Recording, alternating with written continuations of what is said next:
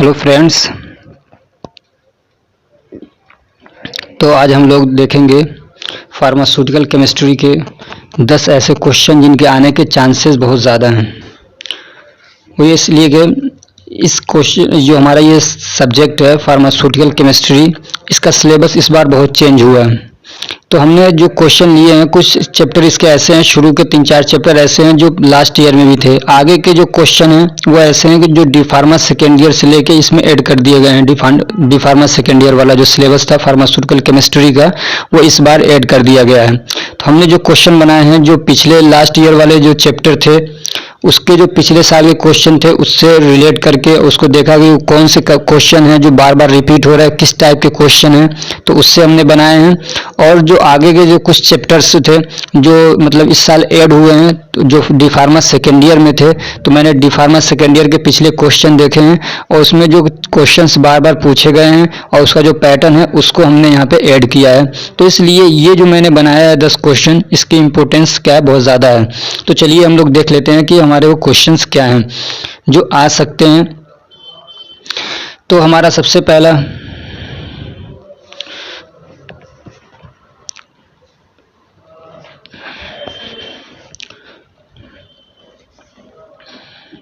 Question जो है वो है कि write the limit test of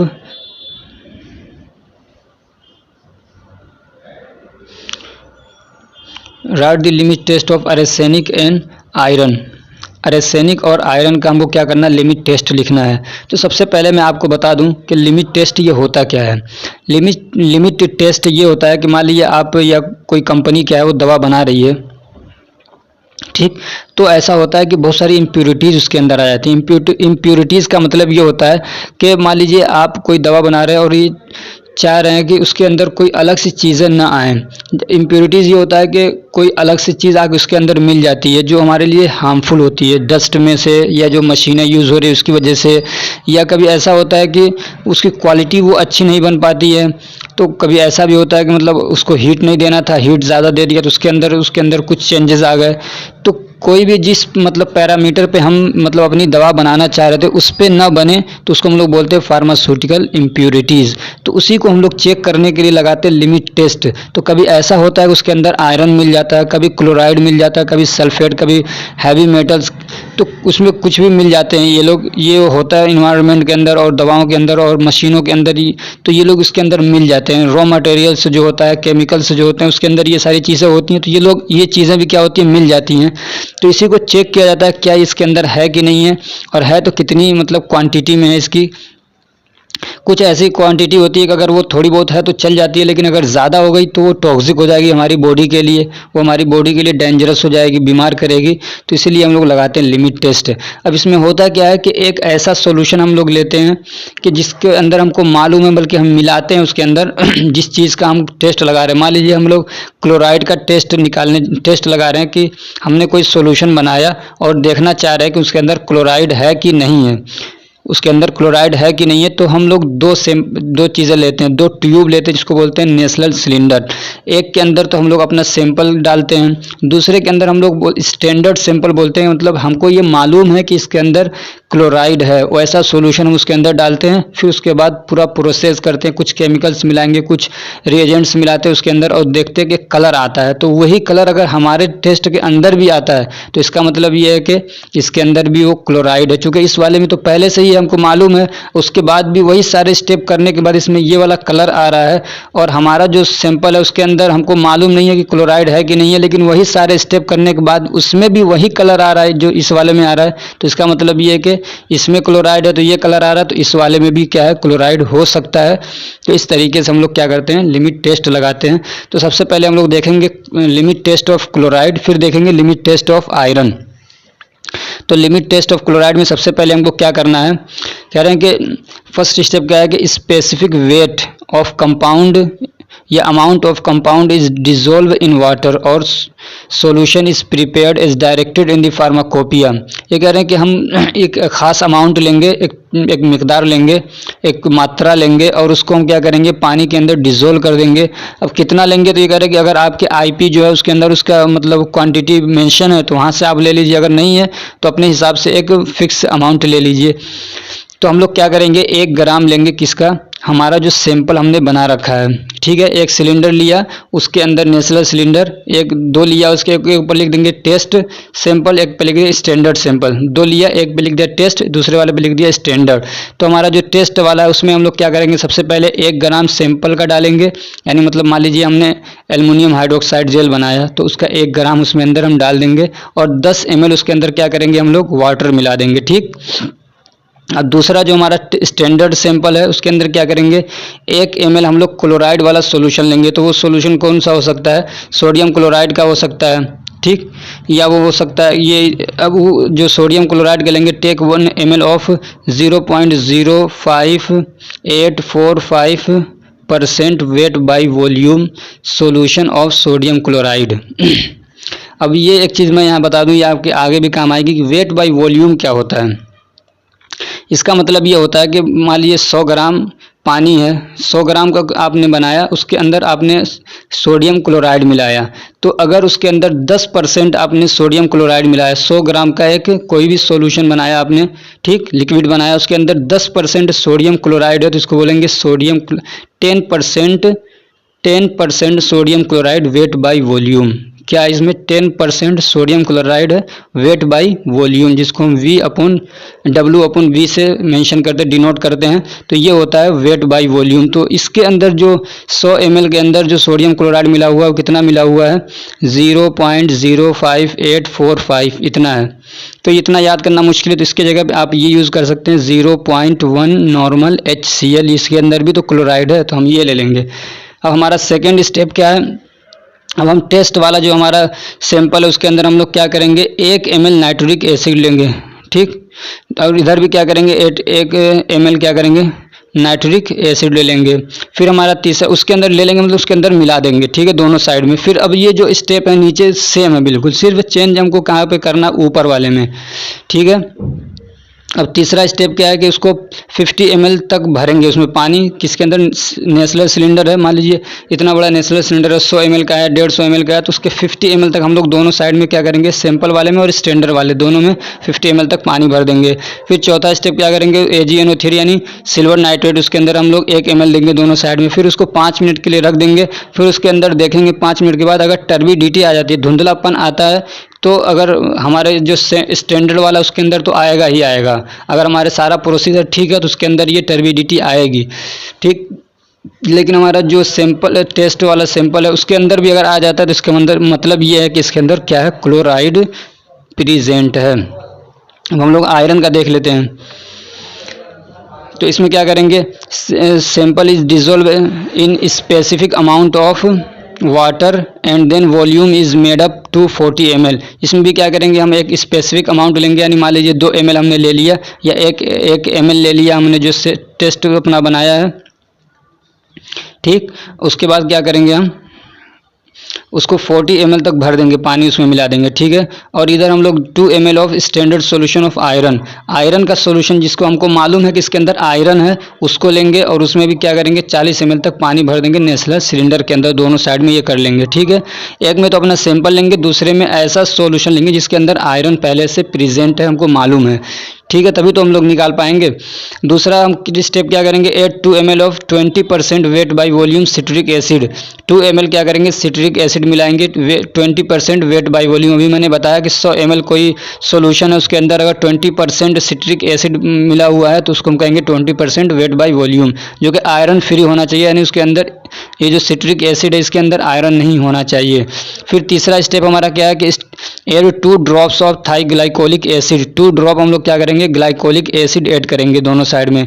फिर क्या करेंगे, add ammonia to make this solution alkaline, फिर उसके अंदर हम लोग अमोनिया ऐड करेंगे और उसको अल्कलाइन बनाने के लिए and adjust the volume to 50 ml, तो फिर हम उसका वॉल्यूम जो है कहाँ तक कर देंगे, 50 ml तक भर देंगे, किससे, अमोनिया से। यानी 40 ml तक हम लोगों ने वाटर भर दिया था और अपना एक सैंपल 1-2 ml लिया था, फिर उसके बाद 2 ml हमने सिट्रिक एसिड ले लिया, फिर थाइग्लाइकोलिक एसिड ले लिया।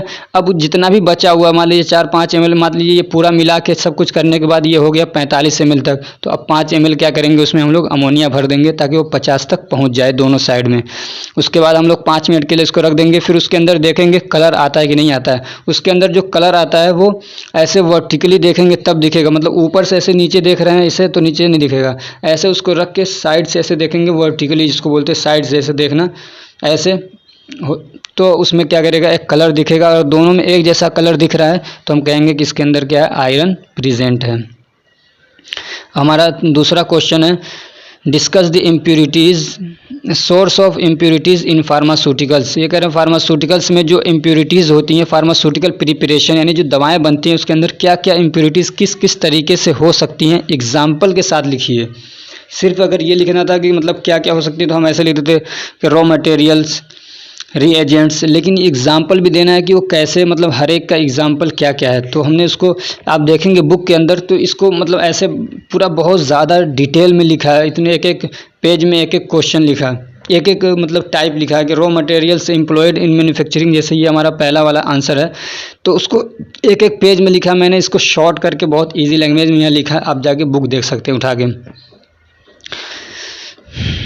तो हमारा सबसे पहले इम्प्योरिटीज़ क्या होती है, तो कि raw materials employed in manufacturing. ये कह रहे हैं कि मैन्युफैक्चरिंग के अंदर जो रॉ मटेरियल मिलाया जा रहा है उसी के अंदर क्या है, मतलब इम्प्योरिटीज़ हो सकती है, कुछ अलग सी चीज़ें उसके अंदर मिली हुई पहले से हो सकती हैं।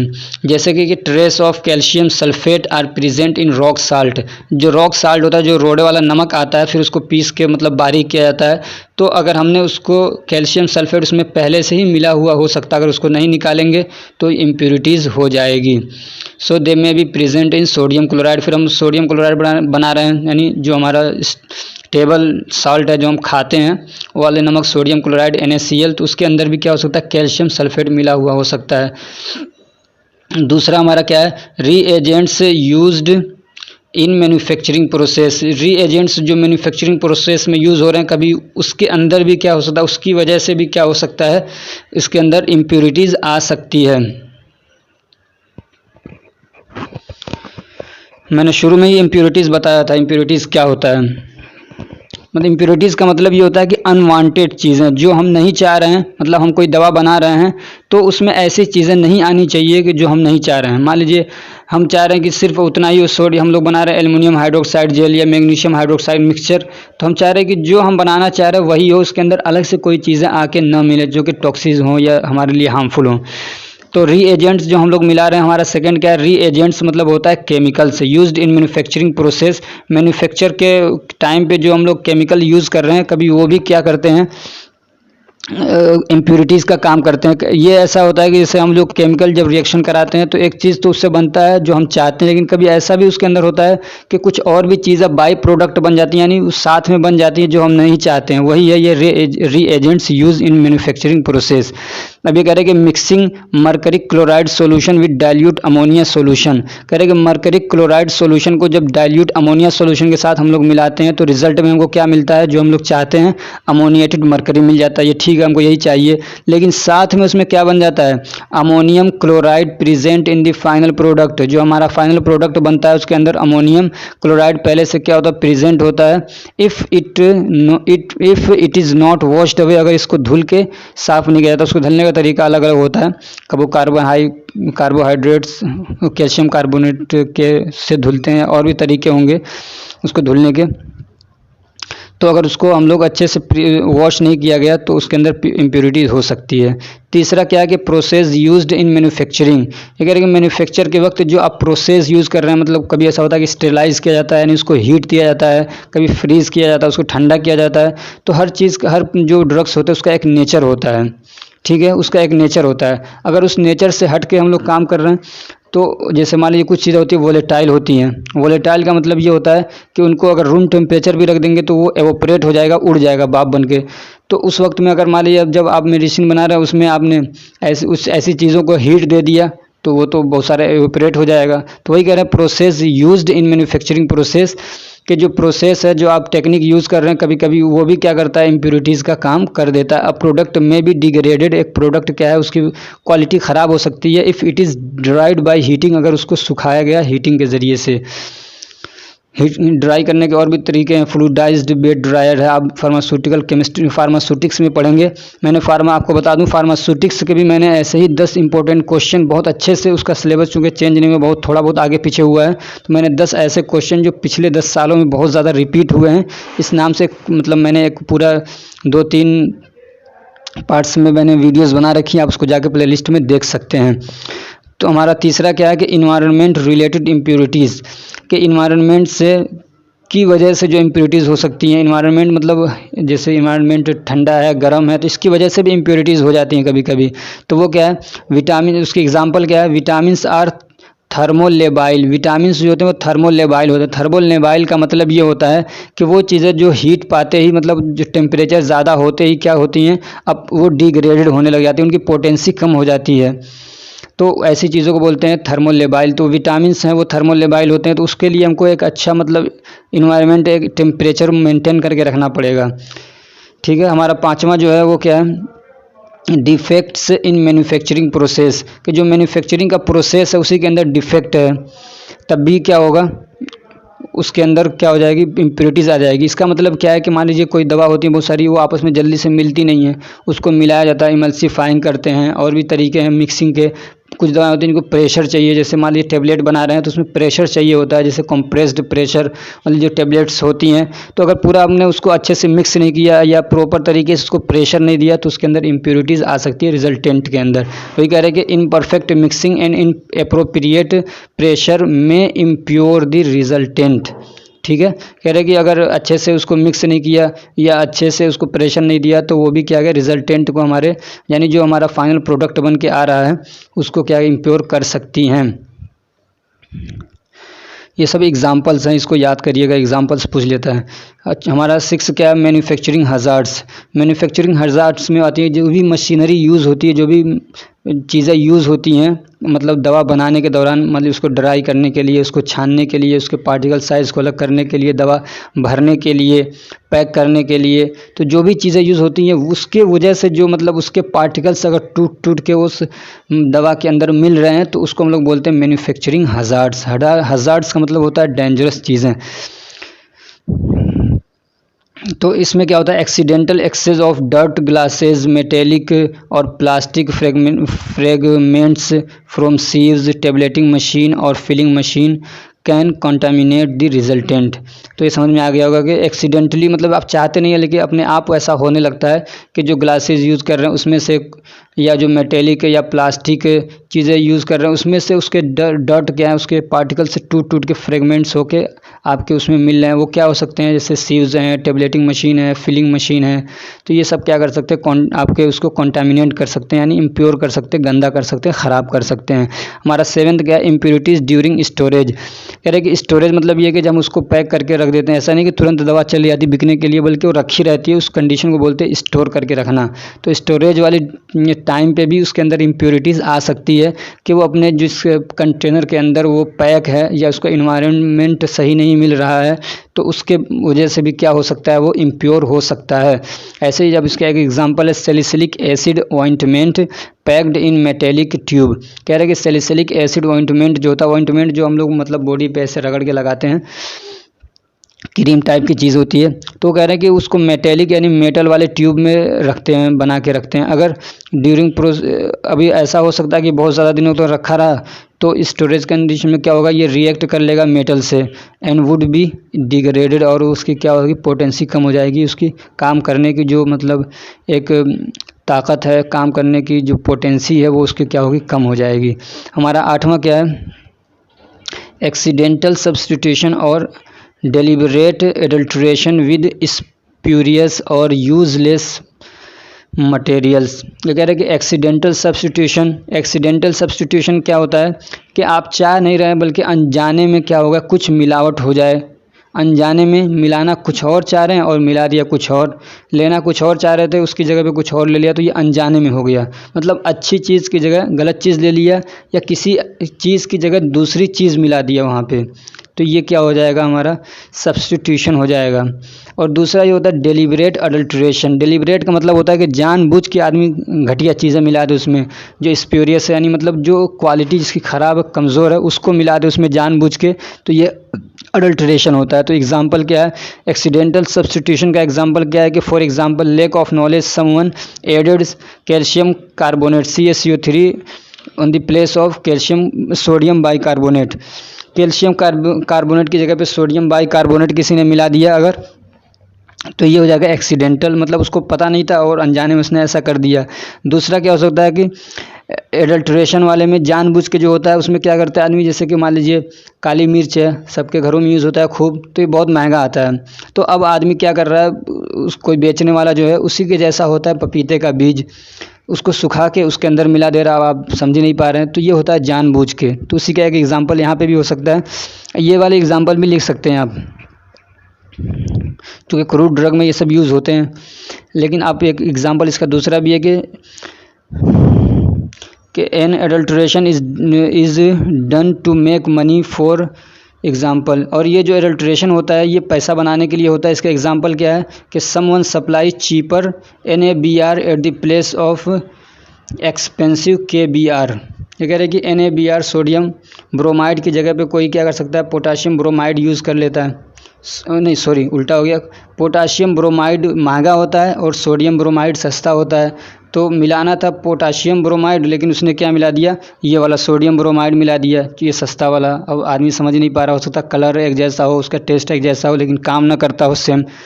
तो ये हमारा क्या हो गया, सोर्स ऑफ इम्प्योरिटीज़। इसको ज़रूर याद करिएगा, मोस्ट इम्पोर्टेंट क्वेश्चन है ये, ठीक है। ये आज के लिए इस पार्ट में हम लोग इतना ही देखेंगे, चूँकि वीडियो काफ़ी लंबी हो रही है। इसमें आपको जो समझ में नहीं आया आप उसको पूछ सकते हैं, और आप अपनी मतलब हमको सजेशन भी दे सकते हैं कि मैं और इसमें क्या मतलब ये हमारी इस वीडियो में क्या इम्प्योरिटीज़ हैं जिसको मुझे ठीक करना चाहिए, आप सजेशन दे सकते हैं हमको। और ये भी बताइए कि अगली वीडियोज़ में किस टाइप पे बनाऊँ, एक्वा या क्या क्वेश्चन है जिनके आंसर आप शॉर्ट में चाहते हैं, जैसे इजी लैंग्वेज में जैसे मैंने यहाँ बना रखे हैं, तो आप उसको हमको कमेंट बॉक्स में बताइए। दूसरा ये मैं बता दूं कि मैं इसके 2 पार्ट्स तो आएंगे ही आएंगे अभी, और इसके अलावा मैंने फार्मास्यूटिक्स के भी ऐसे ही वीडियोस बना रखी हो, आप देख सकते हैं प्लेलिस्ट में जाके। और फार्माकोग्नोसी के भी ऐसे ही मैं इजी लैंग्वेज में 10 इंपॉर्टेंट क्वेश्चन लाने वाला हूं, जिसमें मैंने 10 इंपॉर्टेंट ड्रग्स का लिया है कि उनके सारी चीज़ें क्या क्या कैसे क्वेश्चन पूछता है। और भी मैंने उसके बहुत सारे क्वेश्चन लिए हैं जो बहुत ईजी लैंग्वेज में आपको 1 से 2 बार में याद हो सकते हैं। तो चलिए आज के हम लोग वीडियोज़ को ख़त्म करते हैं, इस वीडियो को इसी पर ख़त्म करते हैं। Thank you so much for watching. अगर हाँ आपने चैनल को सब्सक्राइब नहीं किया तो सब्सक्राइब कर लीजिए, ताकि आगे आने वाली वीडियो की नोटिफिकेशन आपको आसानी से मिल सके। तो इसलिए नोटिफिकेशन के बटन को भी दबा दीजिए। Thank you so much.